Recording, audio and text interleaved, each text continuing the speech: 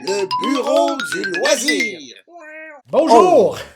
Comment ça va? Bienvenue au Bureau du loisir. Je suis votre très bon ami Mathieu. Et moi, je suis David. Ah oui, Et c'est toi ça. Je frétille aujourd'hui, Mathieu. Oui, parce qu'aujourd'hui, là, j'ai lancé le défi à David de faire un top 5 de jeux de bateau. C'est les vacances. Et pour ceux qui suivent un peu le Bureau du loisir, là, vous savez que David adore les bateaux et les pirates. Alors, est-ce que c'est le plus beau jour de ta vie, David? C'est très certainement un des 2 plus beaux jours de ma vie. Et l'autre n'est pas la naissance de sa fille. Non, c'est mon bal de finissant en 1994. Voilà. Et c'est Noël à l'avance pour toi, David, aujourd'hui. C'est Noël en été, c'est magnifique. Alors, t'as combien... tu nous fais un top 5 aujourd'hui de jeux de bateau. Oui, je vous fais un top 5 de 6 jeux. Déjà de la triche, mais comme c'est une thématique pirate... Un peu pirate. Oui, ouais. oui, donc ça triche un peu les pirates, hein? Ça aime ça tricher. On est dans le terme. Voilà. Je suis très content de partager ça avec vous. Et sans plus tarder, j'y vais tout de suite avec la 6e position. Ouh! Alors, En numéro 6, David, qu'est-ce que t'as pour nous? un petit jeu qui s'appelle Deep Sea Adventure. OK, donc on met ça au clair tout de suite. Les sous-marins sont considérés comme des bateaux? Oui, dans ce top 6-là, c'est considéré comme une embarcation. en fait. Parfait, parfait, excellent. Je veux juste quand même prendre le temps de noter que j'ai dit pour une fois le vrai nom du jeu. Deep Sea Adventure, Ça, c'est le vrai titre du jeu. non pas sous-marin japonais. Moi, j'appelle toujours ça Petit sous-marin japonais. Petit sous-marin japonais. Un jeu qui brille par son dépouillement, son élégance, sa clarté. Écoutez, c'est un push your luck. On est dans un bateau, puis on plonge avec un sous-marin pour aller chercher des trésors. Ouais. Puis on se demande qui va aller le plus profond, qui va ramasser le plus de trésors. On peut penser à l'époque des scaphandriers, là. Tout à fait. Ouais. Puis c'est ça, en Mathieu, on partage l'oxygène. On partage l'oxygène parce que plus on va faire d'efforts pour ramasser un gros trésor et remonter à la surface un gros trésor, plus on va prendre d'oxygène, ce qui est tout à fait logique parce qu'il y a un plus grand effort musculaire. Donc, ça a l'air de rien, c'est fait très du très sens. simple, mais tout ça fait beaucoup de sens. La beauté du jeu, c'est que ça s'explique pour de vrai en 46 secondes. Ouais. C'est tellement dépouillé qu'on est vraiment dans cette tension-là, là, la version la plus pure du Push Your Luck. Ouais, puis en c'est plus, beau, ouais, on peut le visualiser, tu sais. Ouais, puis en plus, c'est qu'il n'y a pas de plateau comme tel, c'est vraiment le plateau où, en fait, la zone de jeu va être formée par toutes sortes de petites tuiles trésors qu'on va pouvoir placer comme on comme veut, mais en notre suivant le parcours, chemin. ouais, Ouais, exact. exactement. C'est très joli sur C'est la souvent table. notre go-to de fin de soirée, en fait. Ouais. Quand on n'a plus d'énergie, mais on a des problèmes d'addiction, là, puis on va encore jouer, on sort Petit sous-marin japonais. Voilà. Donc voilà, 6e position, on y va tout de suite avec la 5e. Alors, on prend son souffle. En 5e position, Oui.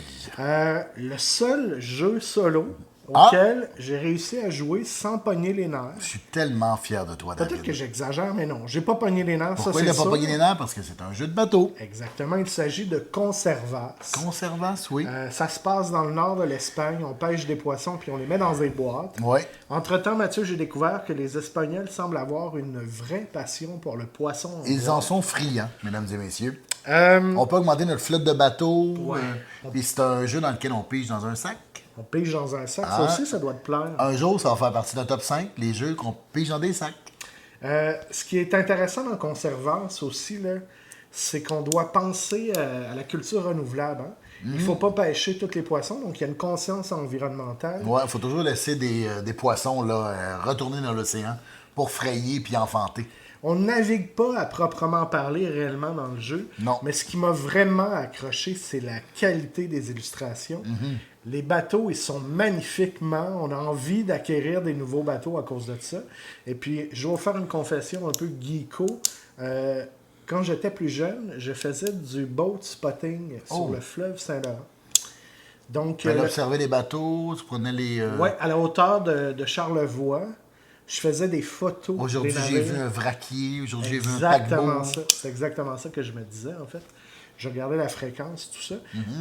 Pour les gens qui ne le savent pas, il y a des parties quand même du fleuve Saint-Laurent qui sont plus larges que certains pays d'Europe. Oui, Donc, il y a des immenses navires là, qui... on en voit beaucoup quand même. Des fois, il y en a beaucoup en même temps aussi, c'est assez impressionnant.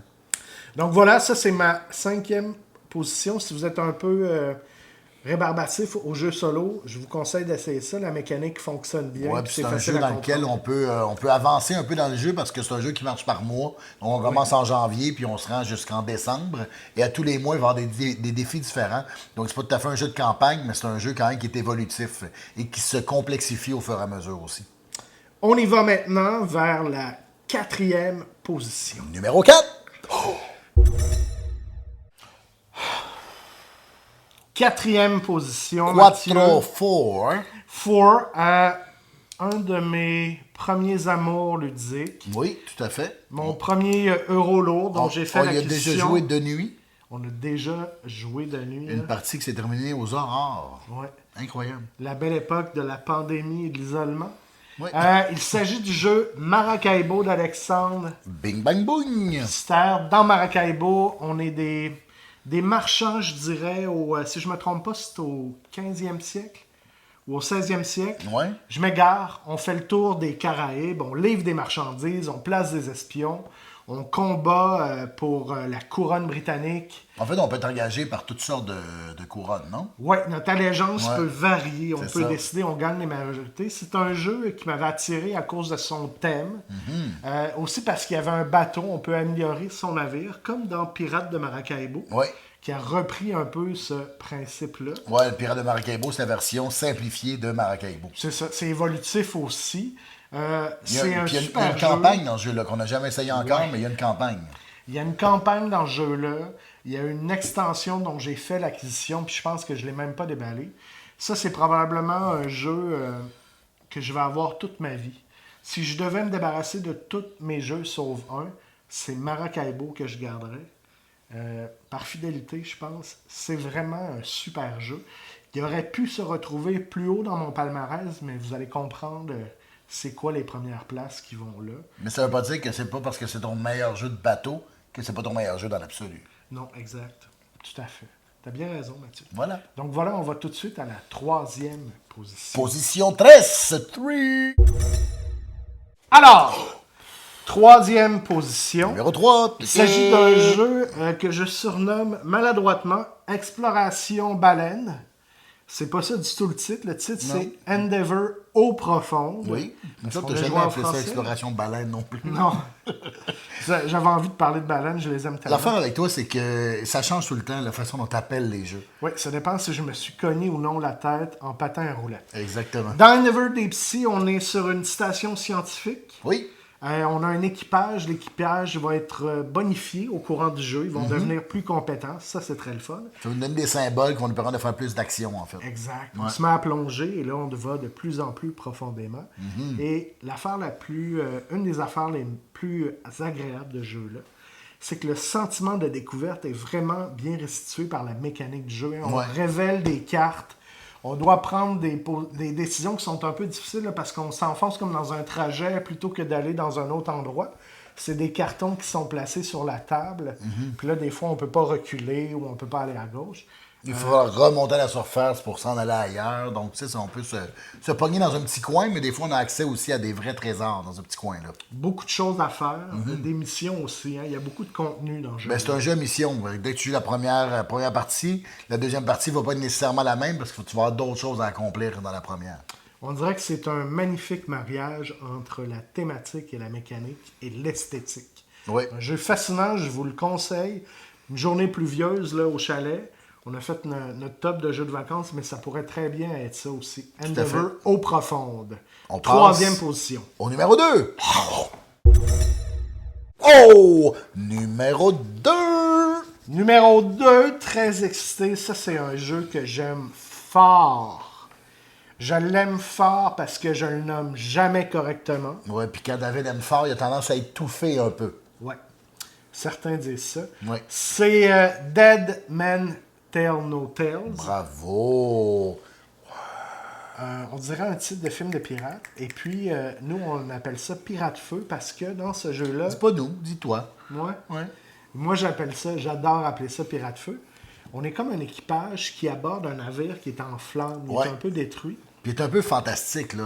Il est très Il fantastique. y a peut-être des fantômes, là, puis des Il y a trucs, des là. fantômes et des vilains squelettes. Oui, on est dans la mythologie pirate. Toute l'affaire du feu, c'est que peu à peu, ça se consume, donc il faut se dépêcher à faire ses actions. Ça aussi, ça s'explique en 4 secondes. Donc, Ouais, très j'exagère en rapidement. 40 secondes. On incarne des pirates avec des habiletés asymétriques. Ouais, on a des pouvoirs différents. Donc, on essaie de combiner nos personnages pour essayer de réussir notre mission. Ah oui, toi, tu vas faire ça, moi, je vais m'occuper de ça. Puis, c'est un de ces jeux, comme Horrified, où on peut se rejoindre à un endroit et se partager nos outils. Oui. Parce que quelqu'un est en meilleure position de réussir. Écoutez, là, ça prend ça comme place à la table. C'est beau, c'est full pirati. Puis, c'est pas compliqué. Puis il y a plein de choses qu'on n'a pas encore faites. Hein. Il y a un Kraken qu'on a déballé, mais avec lequel on n'a jamais On n'a joué. jamais joué encore. Il paraît que c'est beaucoup plus difficile. Ça augmente substantiellement la difficulté. Oui, parce qu'on réussit quand même une fois sur deux notre affaire là, à Pirate Feu. Mais il faut dire... Puis là, on fait « Arr! Arr! » tout ça. Aïe, aïe, hur, hur. Deuxième position. Pirati Pirato, le nouveau nom. Oui, Pirati Piri Piri. De Dead Men Tell No Tales. Et on se rejoint après le carton pour... Le numéro Numéro 1! Oh! Et nous voici arrivés au top 1 de jeux de bateau de David. Mathieu, on est la preuve que le ridicule ne tue pas. Non, il ridiculise. Il ridiculise. That's it. Mon premier jeu de bateau, c'est Fortune des mers. Ceux qui suivent la rondelle, vous n'êtes pas surpris. Fortune des mers, Merchants and Marauders. En anglais, oui. Un jeu que j'aimerais surnommer aussi Pirate Carré de Sable. C'est comme l'incarnation ou la papélisation là, parfaite de l'aventure du pirate. On peut faire plein de choses, on peut être vilain ou pas vilain, la météo nous affecte, les allégeances militaires. Il y a des missions qu'on peut remplir pour aller chercher ces 10 ou 12 points-là qu'il faut pour Ouais, gagner 10 la points de partie. gloire, me semble, ouais. On a- veut sauver la fille du gouverneur d'Espagne. Exact. On pourrait décider d'être un pirate ou sinon juste de faire du commerce. Exact. Donc, on a vraiment une belle liberté dans le jeu. Connexion directe avec le plaisir d'enfance, mais supporté avec un intellectuel d'adulte. Mais en Il fait, faut quand même résoudre, là, c'est pas si simple. Ceux qui connaissent le jeu Sid Meier's Pirate, Ouais, c'est l'incarnation en jeu de société de Sid Meier's Pirate. Donc, on fait à peu près les mêmes choses, sauf qu'il n'y a pas la partie duel. Là. Ah, ok. qu'il y avait dans Sid Mais il y a Meier's des Pirate. combats, par exemple, dans Fortune Il y en a, mais il y a des Mers. combats navals. Ok, c'est ça. Ah, il y avait ouais. des duels à l'épée. À là. l'épée, Je exactement. comprends, je comprends. Ouais. Oui, effectivement, il n'y a pas ça, mais on améliore son navire, on le répare, on se cache, on se planque. Je vous souhaite un jour dans la vie de jouer à ce carré de C'est sable-là. quand même un investissement. Là, on parle d'un peut-être avec explication 4 heures, 4-5 heures peut-être. Écoute, il y a pire Ouais. que ça. Ben oui. Il y a des pires 4 heures que ça. Ceux qui ont des jeunes qui jouent au baseball mineur, là, des fois, ça dure 7 heures puis ça finit 0-0. Non, ça, Ouais, c'est ouais. plus le soccer. Ou ça. un petit terrain, un petit tournoi à la fin de semaine. Là. Un petit tournoi à la fin de semaine avec un lever à 4 heures du matin. Ouais. Fortune des mers. Très bon choix, première David. position. Ça me rend très heureux. Je me suis avec beaucoup de bonheur quand j'avais appris ce jeu-là. J'ai très, très hâte qu'on puisse y rejouer. On va prendre le temps cet été. Je nous le promets.